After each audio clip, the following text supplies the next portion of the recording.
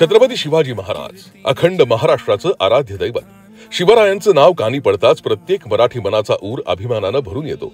मूठभर मावळ्यांच्या सोबतीनं स्वराज्याची मुहूर्तमेढ रोवणाऱ्या शिवरायांची गौरवगाथा वर्णावी तेवढी थोडीच.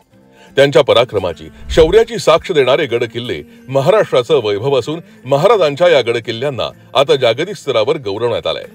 होय, आणि हे शक्य झालंय ते उपमुख्यमंत्री माननीय एकनाथजी शिंदे यांच्या अथक प्रयत्नानं. नुकतंच युनेस्कोनं शिवरायांच्या 12 किल्ल्यांना जागतिक वारसा यादीत मानांकन दिलंय. We dedicate this inscription to the wisdom of Chhatrapati Shivaji Maharaj, whose legacy lives on through these military landscapes and the work of the Marathas for the well-being of the people. The permanent delegation of India to UNESCO. I end with the Marathi phrase, जय भवानी, जय शिवाजी, भारत माता की जय. हा क्षण तमाम मराठी जनांसाठी, शिवप्रेमींसाठी ऐतिहासिक आणि अभिमानास्पद आहे.